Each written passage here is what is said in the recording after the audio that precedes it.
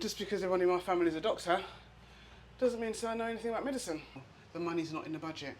So you see how everybody pulls together for the sake of this child and for the sake of the other children, you really don't understand what it's like to work in a school. Welcome back to the channel. I wouldn't have ever thought I'd need to say that, but it's been a while. It's been a couple of weeks now since I have uploaded a video. Not since I've trained, because I did train when I was in Jamaica last week, so I'm very proud of myself, and did a few exercises using machines, so that was quite new.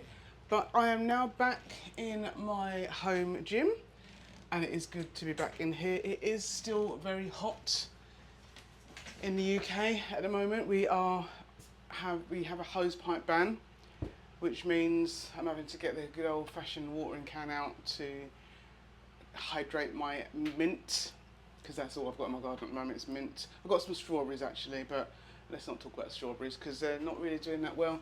But yeah, it's still hot, and as much as I set to come into the gym for 9 o'clock, it is now 10:45, and I've just been, you know, you just find stuff to do. So I've been doing that stuff around the house. But it's good to be back. I hope you are all well.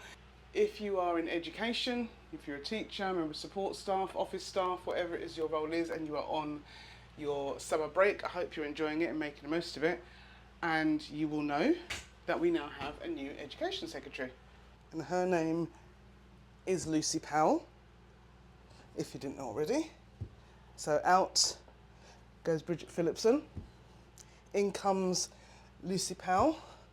And one of the things that makes me laugh is that obviously we want an education secretary who knows about education. It kind of helps when you do that type of job to know a bit about education.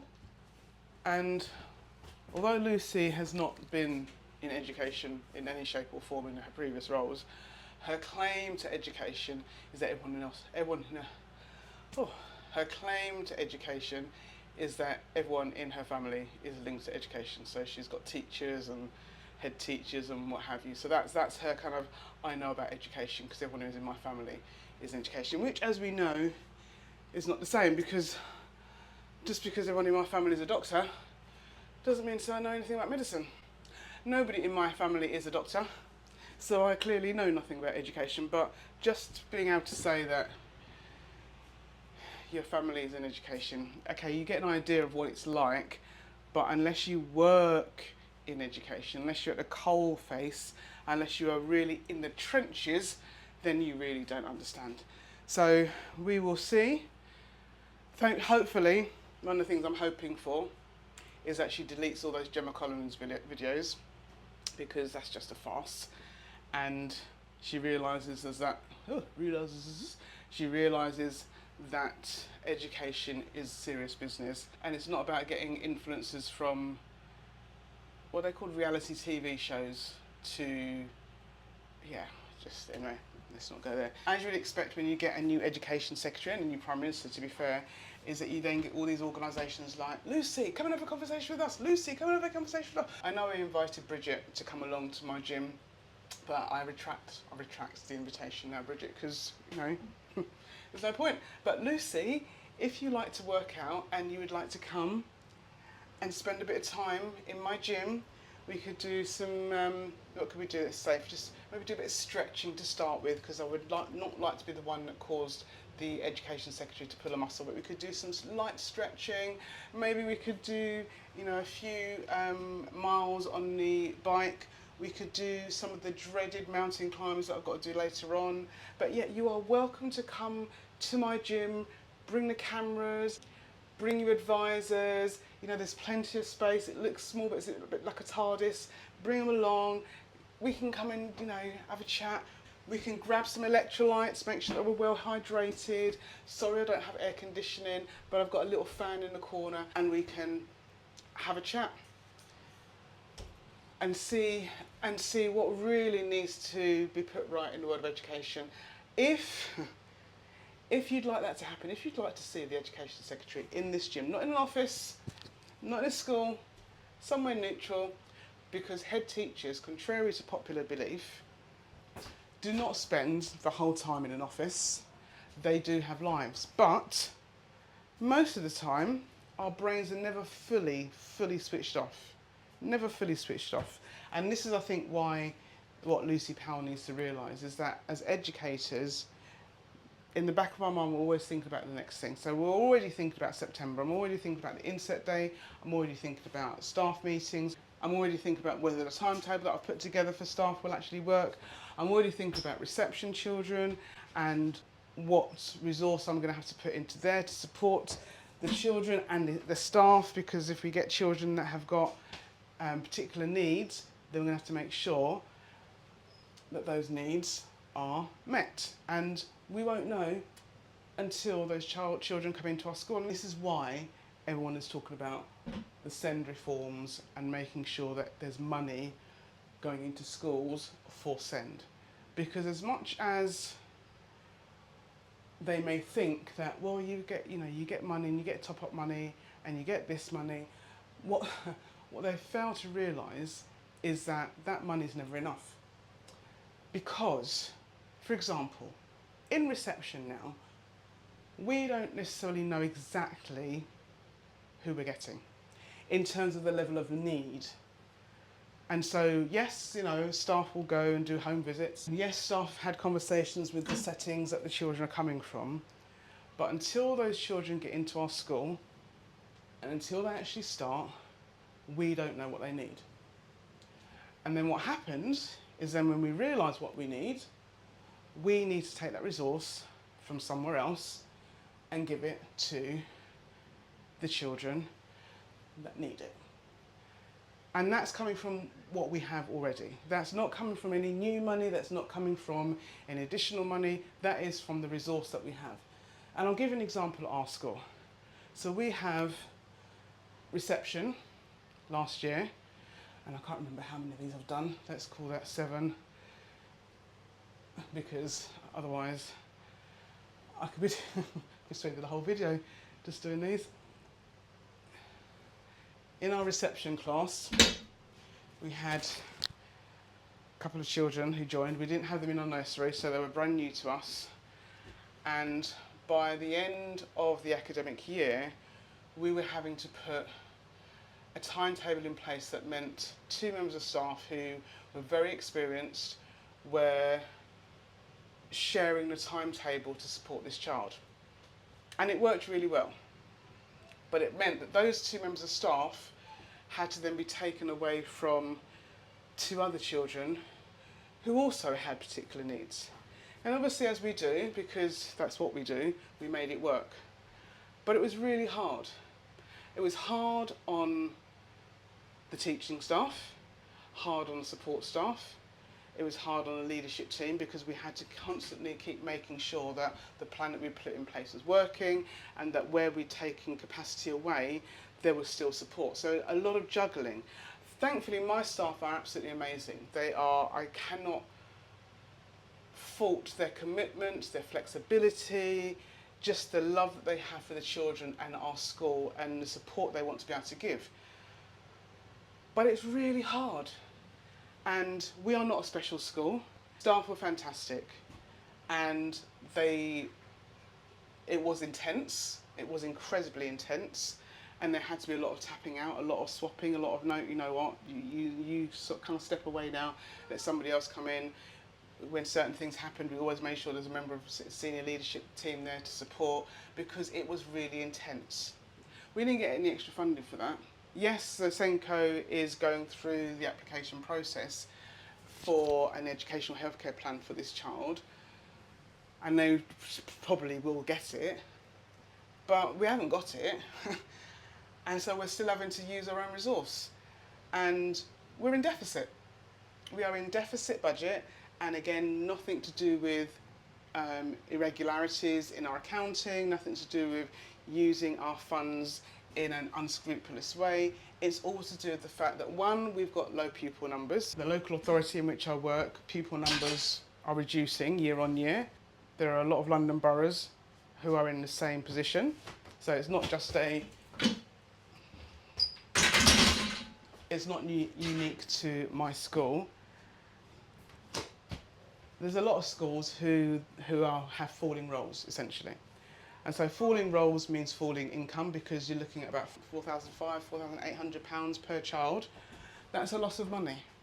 When you've got a reception class of 18 instead of 30, when you've got a year 1 class of 22 instead of 30, when you've got a year 3 class of 22 instead of 30, we're missing out on a lot of money.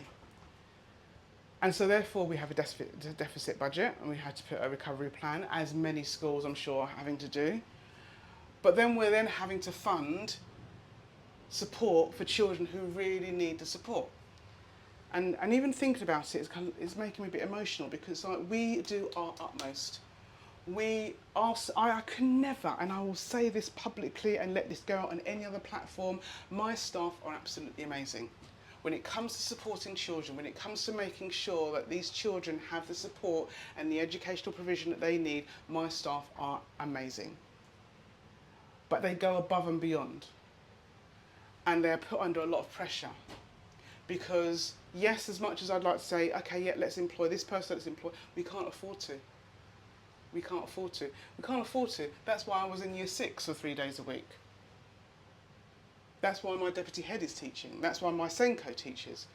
Because we have to make sure that we are capitalising on the resources that we already have. So we are not throwing money away frivolously. But when it comes to supporting children with special needs, we are struggling, as I'm sure many schools are.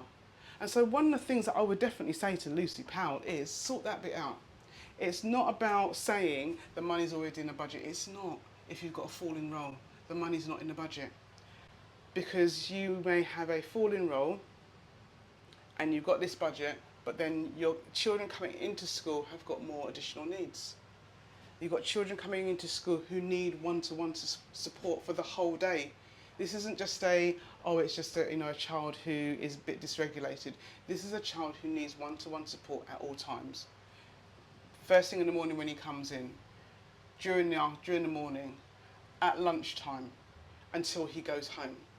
And we have got several children that need that support, several children who we need to make sure that it's not the same members of staff supporting all the time, because otherwise it could get really tiring and really draining. So Lucy, what I would say to you, yeah, feel free to come and visit my school, but you know what, I'd prefer to have a conversation with you where I'm not on the back of my mind thinking, oh, am I going to be called at any minute to support? Where I'm not going to be thinking on my walkie-talkie, oh yeah, hold on a minute, I'm just with the education secretary, I'll be there in 5 minutes, and when I'm going to get there, there's an incredibly dysregulated child, and it's going to take me and possibly 2 other members of support staff about 10-15 minutes to help to regulate him. One of the things that my staff are so good at is helping to regulate children, I'm telling you. But anyway, so yeah, Lucy, please feel free, when you're free, because I'm sure once the new term starts, you will be very busy. But I would rather talk to you where I'm not going to be disturbed, where I'm not going to feel guilty about spending half an hour with the education secretary rather than being on hand to support children. And yes, there are other members of staff that can be on hand to help, but I like to be fully present when I'm in school. And if something comes up, I want to know I can respond to it straight away. I would love, but imagine in reality, and obviously we would never expose a child to this, but imagine the education secretary coming to the school and really seeing what it's like when a child becomes dysregulated. Because a lot of people have a lot of opinions about dysregulation, and again, like I said, our staff are really good at helping to regulate. We've got staff who've had a lot of training on trauma-informed practice and supporting children with a variety of special educational needs. But until you see a child dysregulated, and until you see the staff come in and support, until you see the impact it has on the other children in the class, until you see how everybody pulls together for the sake of this child and for the sake of the other children, you really don't understand what it's like to work in a school. You really don't. So it's all very well putting together an interview that's very staged, But when the cameras stop rolling and you go down into one of these classrooms and you see what's actually happening, and then you see how then teachers then need to continue to teach and need to continue to try to get 64% combined, and need to continue to make sure that their children are achieving at high standard alongside everything else that's happening in the classroom. You know what? That's why people leave education, you know, because it's a farce. From the top down, from Education Secretary, from DfE, it's a farce. Because you don't know what's happening. I don't know how many of anything I've done, but I'm done. I'm not done with education because I love my job. I love my job, but it can be really hard, not because of what I have to deal with per se, but because of what I have to deal with, because of what staff have to deal with, because of the limitations that we have and the restrictions that we have, that all come down to funding. Because if we had the money, my goodness, it would be so much easier. If we had the money, you know, from an academic perspective, potentially our results would have been an awful lot better. I mean, it couldn't be any worse, but potentially an awful lot better. And yeah, things would be so much easier. But Lucy, the invitation stands. Feel free to come round. Now to get ready for the workout, which is 5 rounds of 12 USA kettlebell swings, don't mind them, 20 mountain climbers, hate mountain climbers, and a 60-second on the bike with a 60-second rest in between, and I've got to do it for time. So all of that, and see how quickly I can get it done. So I'll see you on the other side.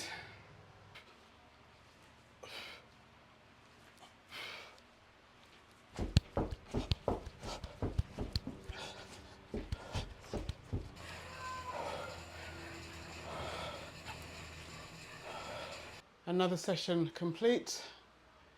Took me about an hour and a half. I was meant to start at 9 o'clock. Didn't start till 10:45, finishing at 12:10. If you stayed with me for this long, as usual, thank you very much for sticking with it. Enjoy the week, whatever you choose to do. Please leave a comment below in terms of how you feel about funding and SND and our new Education Secretary. And if you want her to come to, well, want her, if you would like her to come and join me in my gym, then maybe tag her, or if you've got any influence, then have a chat with her. I would love to invite her over. But in the meantime, please like, subscribe and share, and I will see you in the next video.